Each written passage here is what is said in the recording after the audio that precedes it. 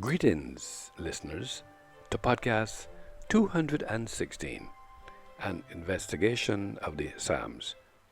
I am your host, Dr. William Anderson Giddens, and I am glad to welcome you to this discussion of one of humanity's most significant collections of ancient writings, the Book of Psalms. As a theologian, author, podcaster, photojournalist, cinematographer, cultural practitioner, and cultural theorist, saluting you from the beautiful island of Barbados. I felt compelled to share insights from my research into this pivotal anthology, which I've titled The Emotional Landscape of Psalms, Vulnerability and Strength. ISBN 978-976-97-63227. To begin, let us understand the basic structure of the Psalms and why this anthology stands out in ancient literature. According to GotQuestions.org Psalms 5 Books.html, the Book of Psalms comprises 150 individual poems divided into 5 books. Each functions almost like a curated playlist featuring songs, prayers, and poems that express emotions ranging from exuberant praise to deep despair. This diversity makes the Psalms a mirror of the human soul is fascinating. Now that I have discussed these 5 categories, let's look at whether they serve a specific purpose or are more of a literary technique. In this context, it should be noted that, according to JewishLink.news, scholars namely Philo Judaeus and Josephus mention this division believed to be given to Moses. Some interpretations suggest it may commemorate significant Jewish figures or events, underscoring its significance in Jewish tradition. Believe the divisions reflect the 5 books of the Torah, suggesting a symbolic framework. Through my research lens, I have unearthed that each section concludes with a doxology, an outpouring of praise reinforcing the Psalm's religious and liturgical role within the community. Within these divisions, the Psalms also cover a breadth of genres. Because of the aforementioned point, engages my cognition to frame the question: how do these different types, like laments, praise, and thanksgiving, enhance our understanding of ancient faith? Evidently, it is clear that each genre serves a unique function. Laments give voice to suffering. Praise celebrates triumph, thanksgiving marks deliverance, and wisdom psalms offer guidance. This array enables readers to find personal resonance, much like choosing a song that matches your mood today. Transitioning from structure to origins, there's a common perception that King David wrote all the Psalms, forces the question: how accurate is this, and what does modern scholarship reveal about their authorship? It is extremely possible that this is a prevalent misperception. Some of the Psalms were written by individuals other than David, including Asaph, the sons of Korah, Moses, and Solomon. Some Psalms remain anonymous, reflecting a tapestry of voices across centuries. The evidence suggests that the Psalms were written by several authors from various ages and backgrounds. This raises questions about the Psalms' position in ancient Israelite culture. It strengthens their communal value. The Psalms form a collective chronicle documenting events from monarchy to exile, such as Psalm 137, Psalm 107, Psalm 44, and Psalm 69. These are common narratives, similar to how a national song evolves over generations to represent a people's history rather than personal perspectives. It's likely that a consensus exists on when the Psalms were gathered into their current form.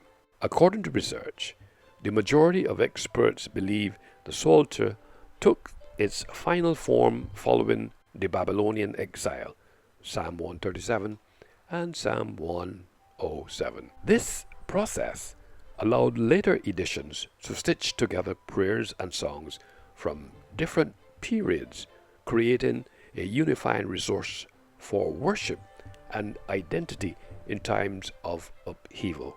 Let's delve into the Psalms' function in worship. At this point, I am wondering how these writings were used in ancient Israel and what connections we may draw with present practices. The Psalms clearly serve as ancient Israel's spiritual soundtrack. They were sung during temple rituals, Psalm 17 and 24, Festival Psalm 30, 104 and 124, and daily prayers, Psalms 51, 3-6, 139, 23-24, and 100, verses 1.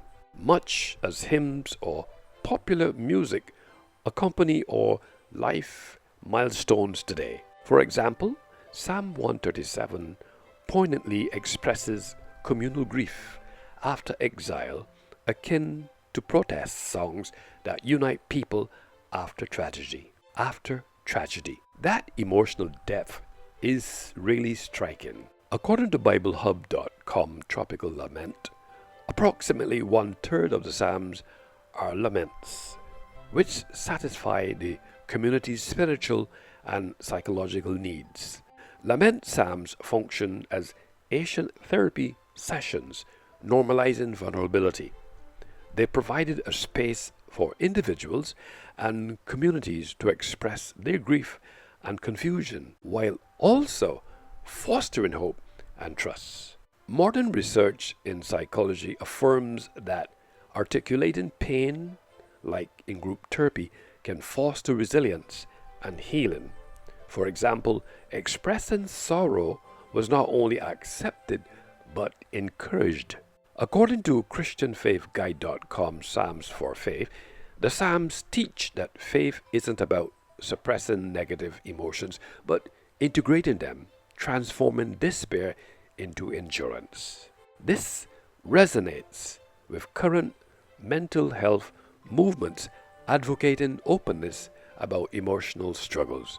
As we draw toward the close, let us examine the theological layers of the Psalms. It appears that the Psalms connect with broader themes like the Torah and messianic hopes. For instance, many Psalms like 1 and 119 revere the Torah as a life-giving guide.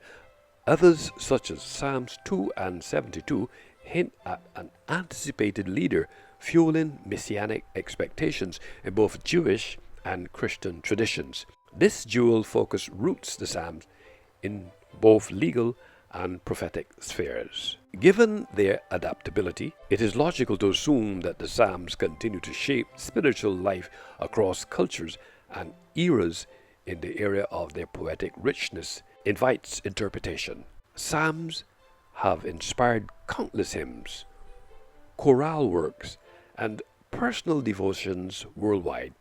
Even in secular settings, their language shapes art and social movements. Think of how "The Lord is my shepherd" surfaces in literature, music, and even films.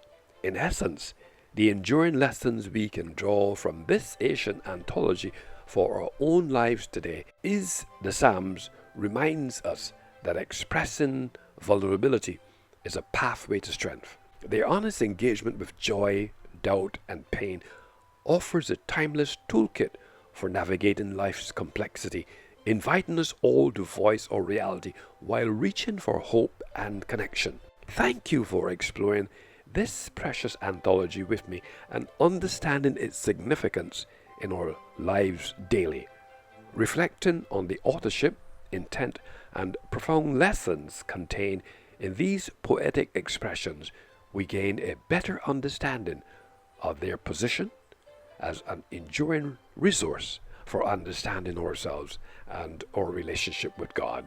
The following facts motivated and influenced me to develop podcast 216, The Emotional Landscape of Psalms, Vulnerability and Strength, ISBN 978-976-9763227. As I handled this podcast, I also looked at the emotional climate of the Psalms, capturing and framing in publication 375. Thank you for participation, and may these old words bring you strength and comfort. God bless.